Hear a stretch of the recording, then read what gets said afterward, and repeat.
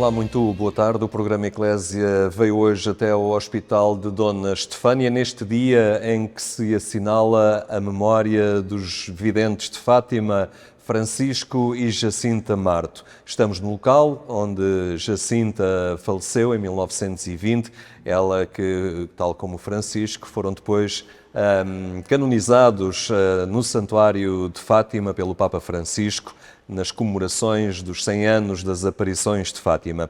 Viemos aqui, vamos falar com o Padre Carlos Azevedo sobre a espiritualidade dos pastorinhos. Será dentro de instantes. Antes ficamos ainda com essa rubrica de Dom Manuel Clemente sobre a história dos jubileus.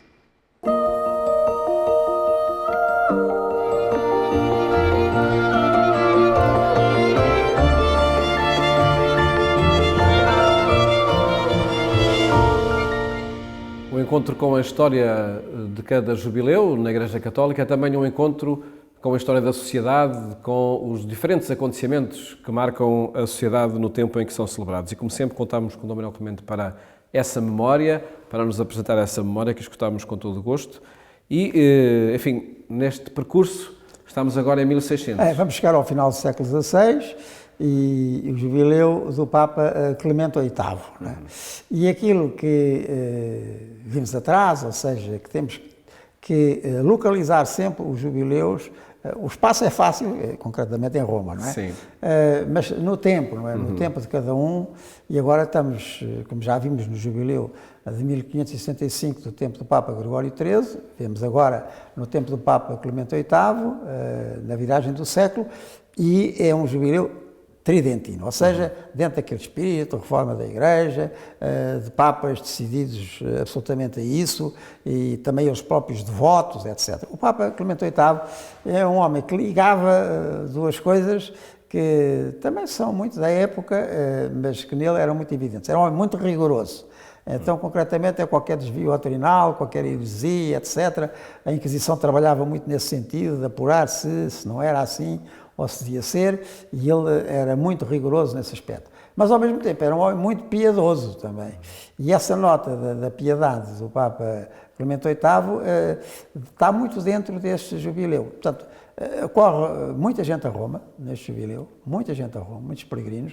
Mesmo numa Europa tão dividida e tão complicada como estava na altura, nós estamos a beirar-nos muito de um conflito tremendo que veremos depois no século XVII, que é a Guerra dos 30 Anos. Mas mesmo assim, o jubileu vai por diante, com Clemente VIII e com todas essas práticas devocionais, penitenciais, indulgência, tudo o que isso implicava, e que ele é o primeiro a praticar. Ele passa praticamente o ano em práticas jubilares nas várias basílicas romanas, a dar o exemplo, não é? Indo aqui, indo lá, peregrinando, rezando, etc. Dá o tom àquilo que devia ser um jubileu propriamente dito, e as pessoas, a afluência de peregrinos, viam o Papa, não é? E por isso mesmo também imitavam, não é? Ou pelo menos tentavam seguir aquele caminho. E um aspecto importante de salientar neste jubileu, e lembrando que entretanto se tinham desenvolvido aquelas confrarias com este nome ou outro de apoio aos peregrinos, porque lembremos mais uma vez, estamos no século XVI, não há o sistema hoteleiro que nós temos hoje, as próprias cidades não tinham, enfim, uma estrutura higiênica, capacidade que de acolher, depois, não é? Portanto, aquelas afluências de gente, os contágios, as doenças, não é? Enfim, tudo aquilo era muito precário. E então tinham-se desenvolvido várias confrarias para, enfim, tentar minorar esses problemas, enfim, do acolhimento, até da alimentação, não é? E de higiene, etc. E elas trabalham muito mais agora, já no final do século XVI, do que tinham trabalhado antes. E o que eu quero salientar neste jubileu de 1600 e do Papa Clemente VIII é, repito, também neste aspecto o exemplo que ele deu. Porque ele próprio foi à confraria que existia ao lado da Igreja da Santíssima Trindade, em Roma, que era uma das mais frequentadas, não só para lavar os pés aos peregrinos, né, como para distribuir refeições, etc. Ele próprio dava o exemplo disso. Isto é interessante porque é uma nota que se desenvolveu muito em jubileus posteriores e que o Papa Francisco no atual jubileu também faz, não é? Essa atenção aos pobres, aos peregrinos pobres. O Papa Francisco agora também juntou os presos, não é?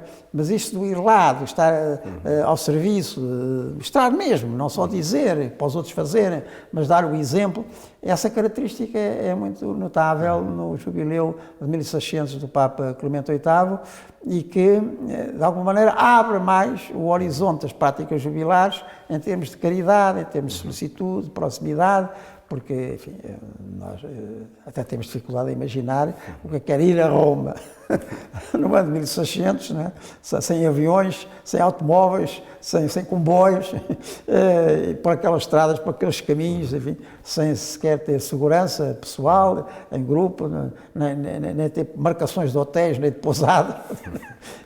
E chegar lá, apesar de tudo, não é? E ir lá às basílicas, fazer aquelas práticas penitenciais para ganhar a indulgência. Nós hoje nem imaginamos o que isso é, mas eram só o ir, não é? Só o ir já era uma grande prática penitencial. Agora, esta nota é muito importante porque é frisada com o Papa Clemente VIII, veio até aos nossos dias, no Papa Francisco é muito evidente, não é? Até pela sua própria presença, tanto quanto pode, agora está tolhido das pernas, mas mesmo assim de cadeira de rodas vai lá, e ficou.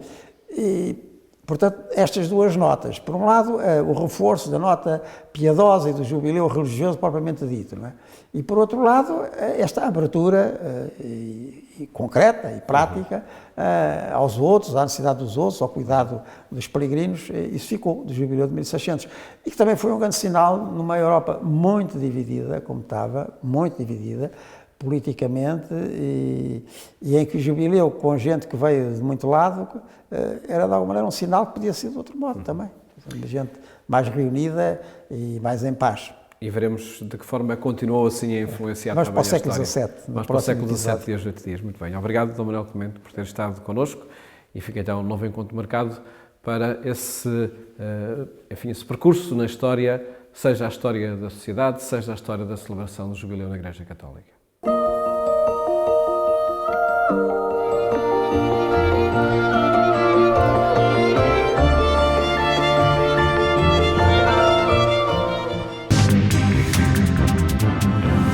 Imigrantes chegam a Portugal em busca de segurança e liberdade e destacam o acolhimento dos portugueses. Deram testemunho em Lisboa num encontro promovido pelo grupo Cuidar da Casa Comum. A propósito do 6º ano da assinatura pelo Papa Francisco e o imã Ahmed Al-Tayeb do documento sobre a fraternidade humana em prol da paz mundial e da convivência comum, a palavra foi dada aos que buscam entre nós uma vida melhor. Uma iniciativa do grupo Cuidar da Casa Comum, ligado à paróquia de Santa Isabel, em Lisboa. Mais do que a questão da imigração, é mesmo a questão da fraternidade humana. O Papa Francisco, em 2019, tomou este passo muito importante que nos comoveu a todos e acho que comoveu ao mundo inteiro. E mais do que olharmos para as diferenças, é preciso viver na fraternidade. E por isso hoje trouxemos 4 exemplos de pessoas que, de uma maneira ou de outra, chegaram a Portugal e queríamos saber de viva voz o que é para eles a fraternidade. E não queremos opinar, queremos que as pessoas ouçam. O nosso encontro é baseado na escuta, levem no coração e reflitam o que é o acolher a diferença e acolher o outro. O grupo nasceu da dinâmica sinodal e centra-se na reflexão em torno de uma ecologia integral. É um grupo constituído por católicos que estão preocupados com o cuidado da casa comum, que inclui a sustentabilidade, como tinha dito, a ecologia integral, sobretudo, que também tem a ver com as relações humanas, as questões da paz, da justiça social. 8 imigrantes deram o seu testemunho e quem estava teve a possibilidade de escutar, na primeira pessoa, porque é que há quem nos procure para recomeçar a vida. Imigrar não é fácil, não é. Você deixa a sua família, você deixa seus amigos, você deixa o seu trabalho, sua casa, para ir para outro lugar, começar tudo do zero. Praticamente desde muito pequena eu sempre quis emigrar, porque já tinha dado conta que o nosso país tinha sérios problemas. E eu sou uma pessoa muito sensível à miséria. Então, vendo assim o meu povo a sofrer, crianças, aquilo deixava-me bastante sensível. E diante da impotência de fazer alguma coisa, eu tive que me proteger. Tomei esta decisão e saí no início de 2005 da Eritreia por causa da pressão, por causa de falta de liberdade, falta de direito de humano. É por isso que saí para procurar melhor vida. Todos coincidem no reconhecimento de que nos seus países de origem não era possível continuar a viver com serenidade. Financeiramente no Brasil nós vivíamos estáveis. Não éramos ricos, mas vivíamos estáveis. Meu marido funcionário público e eu tinha uma loja de roupa infantil. Só que, infelizmente, onde a gente morava, estava acontecendo e ainda acontece guerra de facções. São organizações criminosas que controlam praticamente toda a região de onde morávamos. Tráfico de drogas, assaltos, violência. E chegou um momento que os nossos filhos não tinham a liberdade de ir e vir. Estes testemunhos interpelavam quem estava e lembram a urgência de não ceder a medos e soluções fáceis que olham os imigrantes como ameaças. É um termo mais do que urgente, é urgentíssimo. Eu acho que o povo português, por norma, é acolhedor, mas neste momento ouvem-se muitas vozes que nos preocupam. E vozes dentro da igreja, dos cristãos, e vozes fora. E achamos que temos a obrigação de combater esse fechamento e esse olhar para dentro e deixar de olhar para os outros e para a fraternidade. Os que habitam entre nós estão reconhecidos ao país e ao povo que os acolheu. O acolhimento que a gente recebeu fez com que nós tivéssemos a certeza da nossa escolha. Que a gente não duvidasse do que a nossa imigração foi a melhor escolha para a nossa família. Hoje eu vejo que isso realmente foi. Imigrar para Portugal, trazer os nossos filhos para um ambiente onde eles vão ter uma melhor qualidade de vida, onde eles vão ter melhores oportunidades, onde eu e o meu marido podemos saber que eles vão sair e voltar de forma em segurança, tranquilos e não ficar com o coração apreensivo, eu não me arrependo da escolha que eu fiz. Eu faria de novo. Neste encontro, a força dos testemunhos foi refletida em pequenos grupos para facilitar a interiorização de uma mensagem que importa acolher para superar preconceitos e medos. No próximo domingo, o programa 70x7 vai abordar a condição de quem chega e o trabalho desenvolvido pelo Serviço Jesuíta aos Refugiados, no acolhimento e integração dos imigrantes. Será aqui, na RTP2, pelas 17h30. É em agência.eclesia.pt que pode acompanhar todos os temas da atualidade religiosa na Igreja Católica. Hoje assinala-se liturgicamente a memória dos pastorinhos Francisco e Jacinta Marto. Estamos no Hospital Dona Estefânia, em Lisboa, onde a pastorinha de Fátima faleceu em 1920. Estamos com o responsável pela assistência religiosa neste local, Padre Carlos Azevedo. Boa tarde, obrigado por estar connosco no programa Eclésia. Estamos aqui neste local onde a memória de Jacinta Marto está muito presente e onde as pessoas, mesmo quem não faz parte desta população hospitalar, se deslocam para visitar e rezar à pastorinha de Fátima. É verdade, é sempre, antes de mais, agradecer também a vossa presença aqui connosco e nos ajudarem também neste que é muito da nossa missão também aqui neste Hospital Dona Estefânia, que é exatamente passarmos um bocadinho desta mensagem que tem a ver com a permanência nos seus últimos dias de vida da Santa Jacinta sobre esta terra. Aqui vêm muitos peregrinos, não só portugueses, do mundo inteiro, um bocadinho na busca também desta espiritualidade que animou estes últimos dias da vida da Santa Jacinta aqui entre nós. Eu sei que tem trabalhado muito nesta dimensão de sublinhar a espiritualidade dos videntes de Fátima neste lugar e a memória de Jacinta, que vai ficando, está muito ligada a este hospital. Desde logo há aqui uma pedagogia também para lidar com a dor, com o sofrimento e também com a preocupação com o outro, a fragilidade, e isso integra-se bem na espiritualidade deste lugar associado à Jacinta? Perfeitamente, tratando-se de um hospital que tem essencialmente, não é, voltado para as crianças, é um hospital central pediátrico, e tendo sido ela aqui uma criança com 9 anos, que a viver também os seus momentos últimos da vida, acaba por ser, enfim, um complemento também daquilo que diz respeito à nossa missão aqui, o passar muito daquilo que foram os últimos momentos da Jacinta e aquilo que está na base, inclusivamente, da sua canonização. Porque os pastorinhos são canonizados não porque viram Nossa Senhora, mas são canonizados por causa de uma virtude que a Igreja lhes reconhece, que é heroicidade no sofrimento. Ora bem, muitas vezes, como nós sabemos, não é, dói-nos um bocadinho da barriga e pomos tudo em causa, até Deus, e estas crianças dão-nos um testemunho de valentia diante da adversidade, que é para nós muito tocante. E é também para nós muito inspiradora. E é nessa base, então, que nós pegamos em toda a espiritualidade dos pastorinhos também para estimular um bocadinho aqui a vivência. E há histórias absolutamente fantásticas. E como é que se vive essa espiritualidade por aqui? Sei que vai desenvolvendo atividades diversas que envolvem desde logo as crianças, mas também as famílias, o corpo clínico também, acaba por ir dinamizando esta presença aqui. Como é que vai resultando, ao fim e ao cabo, essa proposta espiritual? Procuramos sempre ter uma resposta que seja muito integral, ou seja, abordamos o acompanhamento das próprias crianças doentes, das suas famílias, que é uma circunstância também, em muitos dos casos, que necessita muitíssimo de apoio, não é? Eu acho que este é o problema da vida humana, que é um filho doente, e, portanto, essa parte é muito, muito, muito importante. Depois temos outra parte, que tem a ver também com o acompanhamento dos profissionais, dos nossos voluntários, porque esta é uma casa também tem uma área de voluntariado muito extensa, onde nós acolhemos inclusivamente não só católicos, mas também pessoas de outras religiões, como voluntários, que vêm dar apoio, porque é um hospital que acolhe pessoas de todos os credos e até da ausência de qualquer tipo de crença. Depois temos também uma panóplia de atividades que propomos, entre retiros, algumas peregrinações, temos também um acesso aos sacramentos, temos catequese para adultos, preparando os pais, os profissionais, alguns amigos que possam querer também fazer uma caminhada para a recepção do batismo, primeira comunhão e crisma. Vamos tendo imenso trabalho nessa área. Para além de tudo isto, temos também o acolhimento aos peregrinos.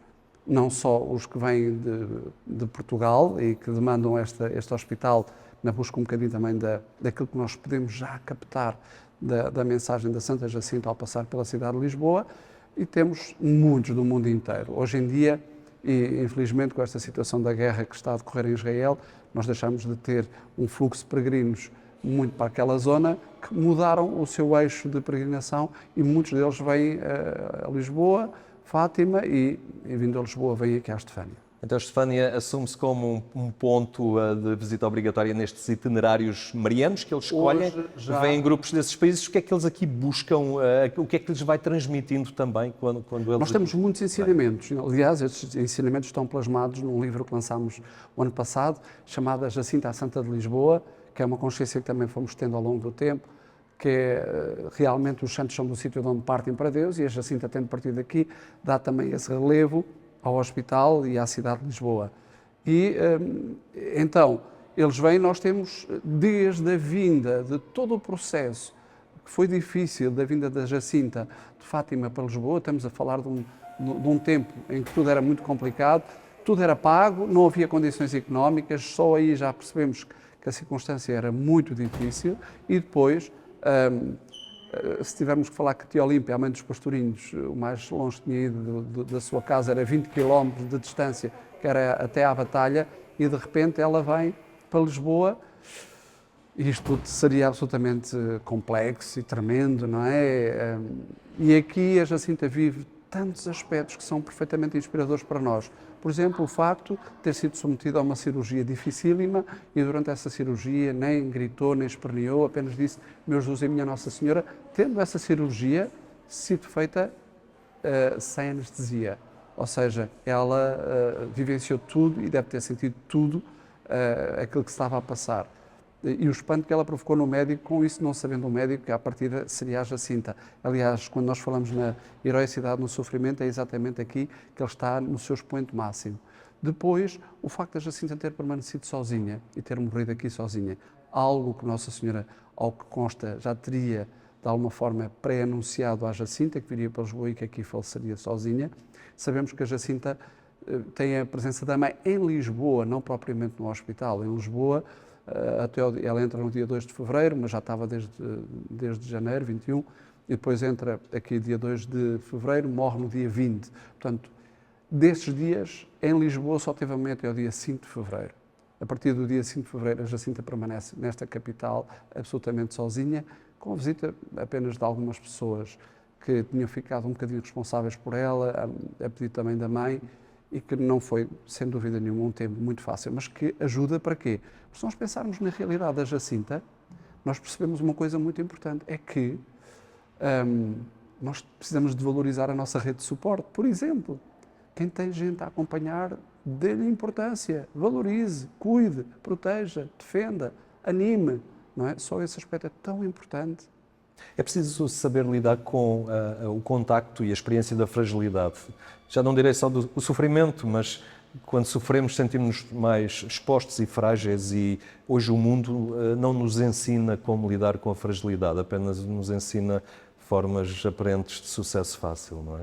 É verdade, essa é uma das questões que nós aqui mais abordamos, é dar algumas competências para as famílias também gerirem este momento que é dos mais difíceis da vida humana. E o que nós procuramos fazer muito é pegar naquilo que é a referência da Santa Jacinta aqui em casa e passar também não só para os peregrinos, para as famílias, para os profissionais, e é comum muita gente buscar aí uma inspiração para gerir a sua fragilidade. Esta valentia num tempo tão difícil e tão complexo, só isso faz-nos sentir também a nós próprios muito ricos. Porque hoje em dia, enfim, no meio de tantas coisas da vida, às vezes só o que nos falta é aquilo que não custa dinheiro, que é um coração forte e uma cabeça bem arrumada para sermos capazes de gerir os diferentes momentos da nossa vida. Padre Carlos Azevedo, muito obrigado por este testemunho. Também para aqueles que nos veem, nos escutam, fica esse desafio, esse convite a que eles próprios possam passar por este local, possam rezar na igreja deste hospital e também contactarem de forma mais próxima com Santa Jacinta. Há hoje o itinerário espiritual, passa pela Estrela, passa pela Estefânia e vai até aos Anjos. A Estrela, onde ela foi internada primeiro quando veio, ficou num orfanato, depois a Estefânia e depois de falecida teve alguns dias em Câmara Ardente, também na Igreja dos Anjos, onde hoje já existe também uma referência à Santa Jacinta. Muito bem, obrigado. Fica então essa sugestão. Nós ficamos hoje por aqui, agradecemos muito a atenção que nos dispensou e deixamos também desde já o convite para que amanhã, à mesma hora e na RTP2, volte a estar connosco para mais uma emissão do programa Eclésia. Boa tarde e até amanhã, se Deus quiser.